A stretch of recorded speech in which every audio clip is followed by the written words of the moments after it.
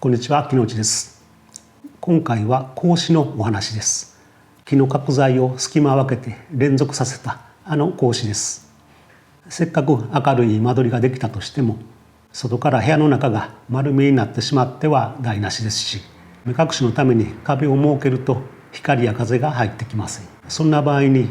道路やお隣からの視線を調整する格子のようなスクリーンが必要になることも多いはずです。透けるスクリーンがあると可能性が広がりますので、ぜひ最後までご覧ください。格子はご存知の通り、日本の伝統的なアイテムで、特に人通りが多い街道沿いで用いられてきました。格子がついていると昼間は外から家の中は見えにくくて、逆に室内からは外がよく見えます。視線を遮りながらも光や風や音は通します。格子が作られたのは室町時代だと言われていますが、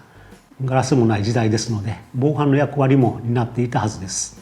このような格子は過去のものではなくて、現代の建築を作っている私たちの設計アイテムとしてもなくてはならないものです。道路やお隣との間に広い庭や背の高い塀を設けることができれば、特に格子のような目隠しは必要はありません。ただ現実には敷地はそれほど広くない場合も多くあります。建物が密集している地域では格子のようなプライバシーを守りながら光や風を通す透けるアイテムが必ずと言っていいほど必要になります。室内での採光と通風を確保しつつ、屋外からの視線や侵入を制限できる形のものを格子と解釈して、今回は伝統的な格子だけではなくて工業製品を使った現代版の格子もご紹介したいと思います。まず伝統的な形を踏襲した木製の格子をご覧ください。この家では道路とアプローチの間に格子を設けています。この格子は玄関が丸見えにならないように少し視線を遮る役割があります。そして防犯の役割も果たしていて、格子戸の鍵を閉めると玄関を少し開けて風を通すことができますし、安心して玄関のガラス戸から光を入れることができます。アプローチ部分を置かせて地面と縁を切って格子で覆うことによって半屋内的な空間としています。目立たないようにしていますが、この少し奥まったところが引き戸になっています。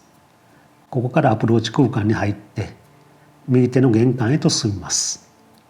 この格子は幅が27ミリ、昔の寸法体系ではキューブです。格子と格子の間も同じ27ミリとしています。開口率でいうと 50% ということになります。一般的によく使われる寸法ですが、これぐらい視線を遮ります。ただし夜になって内部の方が明るくなると昼間と違ってかなり見えてしまいます。ここはアプローチですのでこれくらいは許容範囲なのですが、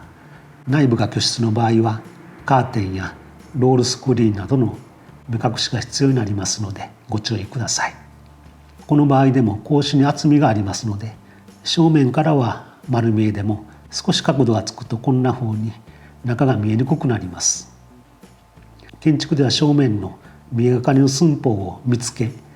奥行きのことを見込みと言いますが、この格子は見つけ27ミリ、見込み60ミリとしています。この格子の寸法を変えることによって見え方を調整できます。こちらの家では道路に沿って板塀を立てています。ここでは風は通したいものの視線はできるだけ遮りたいので、板材を隙間を空けて張っています。この板材の寸法は見つけ105ミリ、見込み15ミリで隙間を15ミリとしています。開口率でいうと 12.5% となります。格子の内側のデッキテラスに面してリビングダイニングがありますので、開口率を絞っています。昼間は格子だけでも気になりませんが、夜はやはりロールスクリーンなどが必要です。建物全体を格子で覆った例を見てください。この3階建ての住宅は都心の中高層の事務所ビルやマンションが密集している地域に建っています。道路側から光を取り入れないといけないのですが、道路向かいにワンルームマンションが建っていることもあって、あまり開放的にはできません。そこで加工しやすい木材で格子を作って、できるだけ視線を遮りながら光を取り入れようと試みました。ある程度格子の間隔が大きくないと光も入らないので、格子の見つけ38ミリに対して隙間を62ミリ開けました。細かい寸法に意味はありません。割り付け上この寸法になっただけです。天板を内側に向けて下げて、少しでも光が室内に届くようにしています。ただ視線はできるだけ遮りたいので、見込みを75ミリと大きくしています。道路から見上げた時に見えないように横格子にしていますので、道行く人から室内はほとんど見えません。見付けも大きくして繊細なものではなく、少し骨太で守られている安心感があるものとしました。この家が建つ地域はまだかろうじて伝統的な町屋が残っている地域で、行政も伝統的な建物の保存に力を入れています。従来の縦格子ではありませんが、この木製の横格子も違和感なく町並みに溶け込んでいます。もう一つ3階建ての住宅です。こちらは都市周辺部の住宅地ですが、近くには工場が点在する少し雑然とした雰囲気もある地域です。やはり道路からの採光が必要なのですが、ここでは FRP でできたグレーチングで格子を作りました。実物はこういうものなんですが、ガラス繊維で補強したプラスチックです。結構重量があって人が乗れるほど強度があるものです。この製品は40ミリのマス目で、見込み40ミリのものです。このグレーチングの格子があることによって昼間は室内がほとんど見えませんので、カーテンも必要ありません。ただ夜はこれぐらい見えるので、夜はやはり目隠しは必要になります。このグレーチングの格子の一部は開けられるようになっています。1階の様子を見ることができますし、角度を変えて光の入り方を調整することができます。3階も同じような窓になっています。3階には法的に消防の侵入口が必要なのですが、この窓でクリアしています。先ほどの横格子の家も3階部分に目立たないように開口部を設けています。こんな風に開けることができます。木製の格子とは違って工業製品ですので寸法は自由になりませんが、環境や用途によっては面白い使い方ができる素材で、ちょっとハードな表情になっていると思います。建主さんの好みもありますし、周辺環境や町の歴史を踏まえて選択したものです。格子は庭やテラスの目隠しにもよく使います。こちらは中庭のある住宅です。角度がつくと見えないのですが、先ほどと同じ開口率 50% ですので、正面からはある程度見えます。ただこの家の場合はリビングが中庭の右手にありますので、庭に出ているときは見えても、リビングでくつろいでいるところは視線を遮ることができると考えました。郊外で人通りも少ないので、こういう格子を選択しています。道路から正面にリビングがある家ではもう少し視線を遮りたいところです。この家では見付け90ミリの板材を隙間10ミリで貼っているので、開口率 10% ですが、厚みが38ミリと大きいのでかなり隠してくれます。また木製の格子でしたら一枚の壁のように見せて一部だけ格子にして透かせるというふうなことも比較的簡単にできます。いろいろ加工しやすいのが木製格子の良さでもあります。お風呂などでは完全に隠さないといけないので、ここでは裏表から互い違いに貼った大和張りと言われる貼り方をしています。ポーチに置く自転車も少し隠してやりたいところですので、ここでは粗めですが柱材を並べて立てています。金属の工業製品もうまく使えば木材ではできない良さもあります。パンチングメタルという穴をたくさん開けたアルミやスチールの板があります。このようにスチールの枠に取り付けるのが一般的です。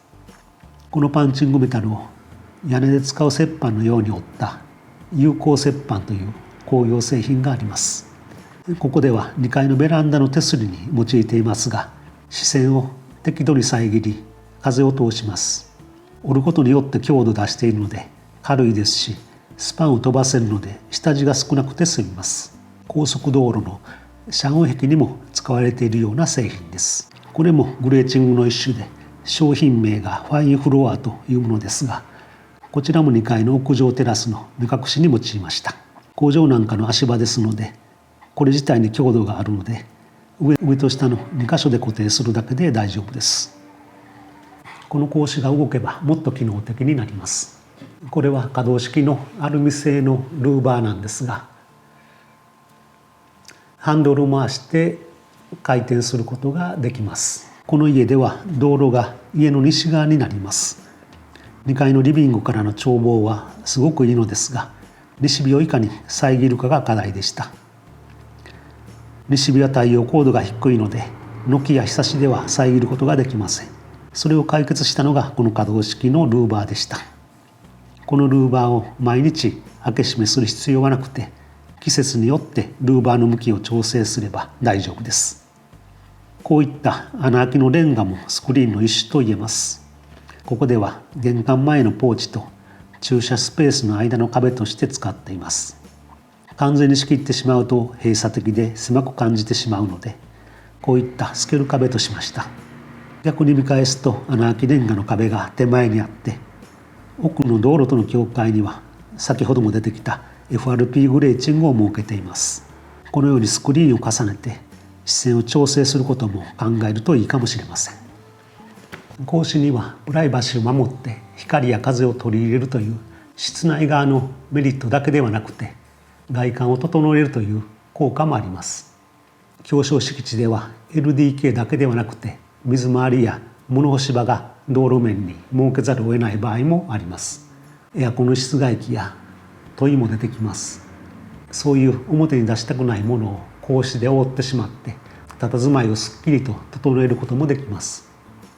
暮らしやすい家は日常生活が表に出過ぎないようにすることも大切な条件かと思います。今回は格子というスクリーンについて見てきました。